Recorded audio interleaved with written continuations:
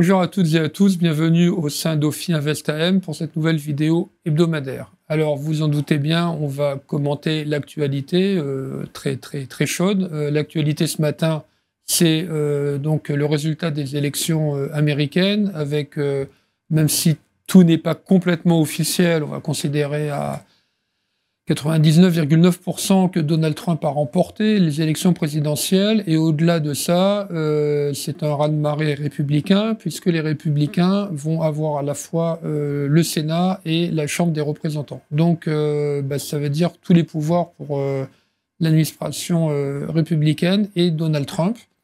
Donc, comment ont réagi les marchés? Alors, plus logiquement, c'est le marché obligataire américain qui s'est tendu, on l'avait dit la semaine dernière. C'est un programme un peu plus inflationniste, celui des républicains, et donc avec une économie américaine qui continue à se comporter très bien, on a donc une tension obligataire.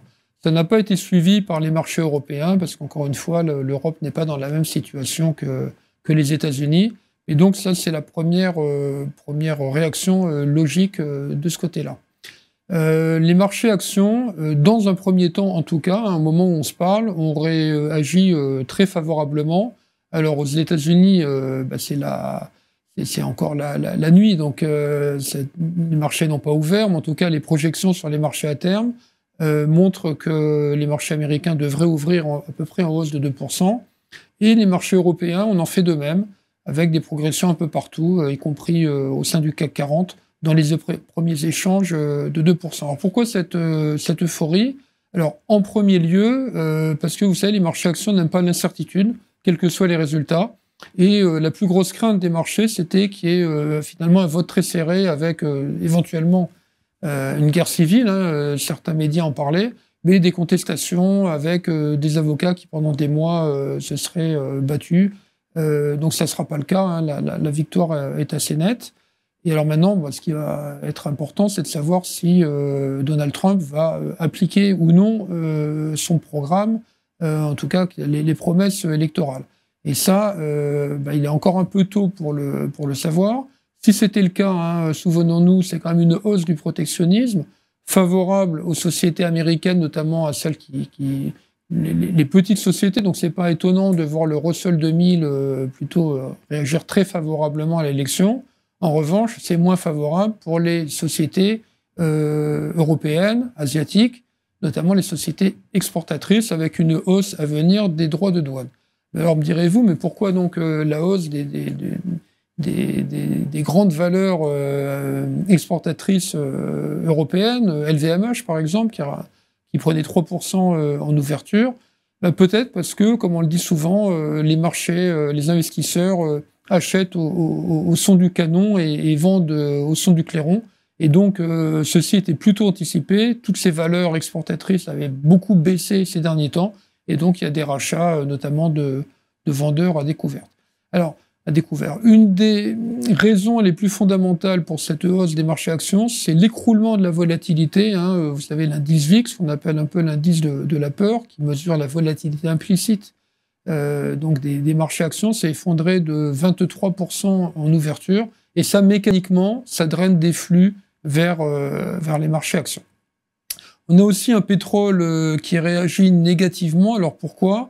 Au-delà du contexte géopolitique qu'on connaît depuis pas mal de mois, c'est que Donald Trump est favorable à l'énergie, au gaz de schiste notamment, l'énergie un peu plus sale, on va dire. Alors, clairement, ce qui est évident, c'est que c'est pas une bonne nouvelle pour le climat. Donald Trump n'est pas quelqu'un qui se préoccupe énormément du climat. Donc, baisse du pétrole, parce que abondance un peu plus forte côté américain. Voilà. C'est évidemment l'événement du jour. Il y a quand même toujours des publications qui tombent, qui ne sont pas si mauvaises. Faut être honnête. On s'attendait à des messages très prudents. C'est pas mauvais. Côté technologique américaine, ça reste toujours plutôt bon. Et c'est quand même une grosse partie des indices américains, même des indices mondiaux. C'est plus tempéré en Europe, mais c'est pas non plus l'effondrement auquel on pouvait s'attendre, avec une croissance quand même qui ralentit, notamment en France et dans les principaux pays de la zone euro. Donc des publications qui vont quasiment maintenant s'achever. Hein. On arrive à la première semaine de novembre, tout est publié. On attend encore quelques résultats, mais la majeure partie est passée. Les banques centrales, quand même, on a une réunion de la Fed qui va se tenir demain. Donc là, normalement, on devrait avoir une baisse de 25 points de base. En revanche, on commence à avoir des doutes, justement, avec l'élection de Donald Trump, sur la poursuite aussi rapide de la baisse des taux. On devrait logiquement avoir encore une baisse en décembre, qui n'est pas complètement intégrée à 100% par les marchés. En revanche, on voit que le taux terminal, hein, vous voyez, qui était encore en dessous de 3,25 il y a quelques mois, est en train de monter progressivement. Taux terminal de baisse des taux qui aura lieu en 2025 et on est maintenant au-delà de 3,50. Donc on voit bien que la mécanique de baisse des taux, enfin qui était assez évidente, va se poursuivre, mais on atterrira sans doute un peu plus haut que ce qui était prévu avant l'été. En tout cas aux États-Unis.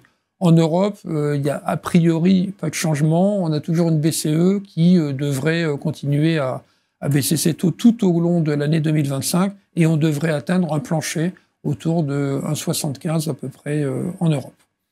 Voilà pour l'essentiel. Encore une fois, il est trop tôt hein, pour se prononcer sur l'évolution à moyen terme des marchés. La première réaction est positive. Et encore une fois, pour moi, c'est le fait que l'incertitude, il n'y en aura pas.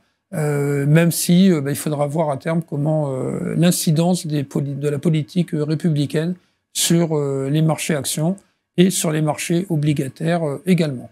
Voilà, on aura l'occasion de commenter tout ça la semaine prochaine. En attendant, je vous souhaite à toutes et à tous une excellente journée.